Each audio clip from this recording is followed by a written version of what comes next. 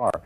And how do you defend against that? You can't shoot down a bullet with a bullet right now, just as it's very difficult to find a hidden landmine. It costs about $3 to make it and about $300 to find it. This, I think, would be extremely destabilizing. Maybe not big wars, World War III's, but one country launching a smart attack or counterattack rather than using diplomacy. And if we have multiplicity of countries due to ethnicity, that problem at the end of the 20th century, there were about 193 countries registered with the United Nations. I would think, as countries continue to divide along language lines and others, by 25 years from now, there'll be more like 400. Yeah. Anybody else have a number for 25 years from now, number of nations in the world? I think it depends whether you call them nations or you call them semi-autonomous regions. Call them what you want, that are independently governed. I would say about 500. That can mobilize their own army. I think that's the best definition.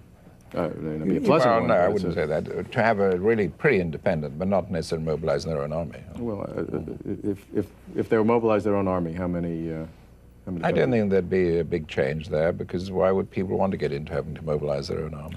Unfortunately, they do. Why, in most of the futuristic studies that we see, are wars and these types of national conflicts not discussed very seriously? Because they are too optimistic. And not just optimistic, they're too hopeful. They're trying to inject a hopeful vision in the hopes that that'll make it more likely to happen. That's exactly And I think it's a big mistake. The reason you study scenarios is not to predict, because you cannot predict but by looking at the range of outcomes, you then can get insight into what is likely to be the big driver. And the range of outcome includes some very messy, unpleasant kinds of worlds ahead of us, even within 25 years. Ed, let's look at artificial intelligence in a very specific way. Take two fields that you've dealt with, business, the operation of corporations in the world, and medicine. How do you see artificial intelligence, 25 years, it's within our lifetimes, within our conscious purview, how will these two areas be affected?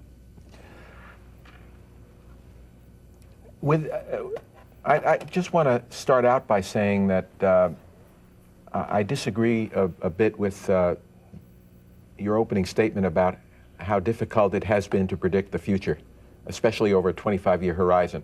The general rule of thumb is, if you want to know what's going to be out there 25 years from now, look in the university research laboratories and in the major research laboratories of companies, and you'll see the evolution of that. You can see, for example, the best known example of it is Moore's Law. If we wanted to see what happens to microprocessors, we've had a curve to follow ever since the late 60s and early 70s, but you can go back Describe Moore's Law. Moore's Law is when the computing capacity doubles every 18 months. The bang for the buck on a chip doubles approximately every 18 months. Sometimes it accelerates to 14 months, sometimes it's 24 months. Sure. In the artificial intelligence world, I think that you will see, number one, the use of large knowledge bases to give an underpinning to the understanding of symbols on the World Wide Web. We are getting deluged with data on the World Wide Web. When we ask for something out of a search engine, a ton of things come out that we don't want. Now, if we could only inject some knowledge of the real world into that search engine so that it can answer the query that we're really asking, we will get only a small number of relevant items. That will be the major contribution, in my view, of artificial intelligence to the business world. Namely, it will make the use of the World Wide Web for electronic commerce and for the interaction of individuals a great deal more plausible, tangible, usable for the average person. Now, in medicine, you have a different story. There you are looking at expert systems. And the question is, can we gain medical knowledge from practicing experts any faster than we've done in the past? That's been the chief bottleneck in creating expert systems. How do we model human expertise? And there I think the projection would be that we are going to see automatic methods to do that. Graham, as you look at the economics of the world, do you see the robust, steady climb that we've had, or do you see some problems going out? Yes, I do. There are a couple of things to consider here. One is this extraordinary change since the 1920s, when only several 100,000 people were in the stock market.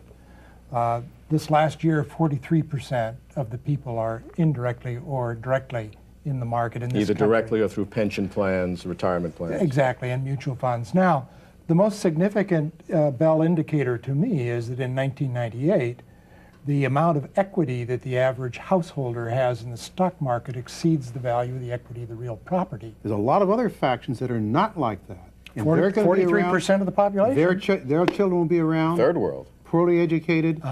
And how do you deal with that? Does that cause greater fragmentation in society? It is happening. I mean, it's a fact it's getting more fragmented. And that creates very serious social Right. pressures. And in fact, in the long run, it makes the system untenable unless you figure out a way. Bruce, Totally to reintegrate. disagree. If you You know, take there's a bigger boat that raises all, and that is a sequence of industries that are the economic linchpin of society. And the trajectory for these developments have been underway for over 100 years. It's in place, and it'll come. I think in 25 years the stock market will just be dead. Why? I think it's a giant Ponzi scheme, and it's just going to become meaningless. That's Social Security you're talking I think about. that's, the stock market stock grows market because is- earnings grow. It grows Exactly. You've got to exponentially. It put your grows money because of somewhere. the efficiency of the information age. I think that will I'm grow. imagining We have this a asset conversation. inflation. Suppose somehow this show was shown in the houses of Mexican Americans, immigrants, African Americans in many areas. Hope it will. People in the South who are not part of this economic revival. They would, say, "What am I hearing? This must be another planet." So to ignore the fact that there's a significant fraction of the people in this country who are not sharing in this, who are not getting the tools to be effective in the future, is delusional. I They're think. sharing It's at the creating a same greater rate. division That's in right, society. right. And right now we're in a particularly favorable time. Those tensions are not nearly so manifest as they've been at other times, and will be in the future. And that's also. why education is so key, that if it's not for education, these people will just be playing catch-up. But if we can really improve education, which we can, those people will do more than just have catch-up. They will become much more productive and economically less dependent. But without a change in education, they're just going to repeat the steps to get to where we are today. I think we're just a narrow bunch of technocrats talking about the latest gadget. Where are the humanists, the theologians, the philosophers who can help us through the next 25 years? Hey, I'd like to defend the technocrats. I'm a technocrat myself. Take an example of the benefit to mankind of life extension. The life extension was increasing little by little throughout the 20th century until Fleming discovered penicillin, until the advent of the sulfa drugs, and then there was a dramatic increase in the human lifespan from about 59 years to about 72 years in That's a a very short discontinuity. span. That's a discontinuity, and we need to look for such discontinuities during the next 25 years. But living longer is not necessarily a value of quality of life. If there's an old lady living in a small town and one old lady gets mugged, the quality of life for every old lady in that town is seriously impaired. Living longer is not the same as better quality of life. Being free from the fear of crime, that is quality of life. Living longer is not necessarily quality of life. So quality of life is very key. Just technological extensions of life where we can get more information, just like on the email or something where people are bombarded with it. What's happening to privacy in all this, Bart? It's going down. And one of the things that's changing is information's doubling every, what used to be 20 years, now it's 5 years or less. With all the gadgets, doesn't that depress our quality of And life? we leave ever more footprints to be picked up by other digital devices, manned by friendly and non-friendly sources alike.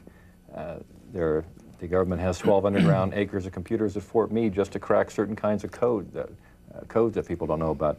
But we've taken for granted that we have a conversation in a supermarket on a street that it won't be recorded. I don't think we'll be able to do that. much Why longer in the does it future. matter? Unless you've got something to hide, what does it matter? The people know Well, about I you. think It it doesn't affects your matter. humanness. Let's put a camcorder in your living room. Leave it there for a while. People do. yes. If privacy On the mattered, internet, if it privacy happens mattered, now. everyone would turn on the encryption feature of their browsers when they send their email, and nobody does. How many right. of you have ever sent or received an encrypted Yes, email? I have, and I think more people Yeah. will do that as they understand how to do that. Mark Twain said you should live your life so that when you died, your parrot could be given to the village gossip.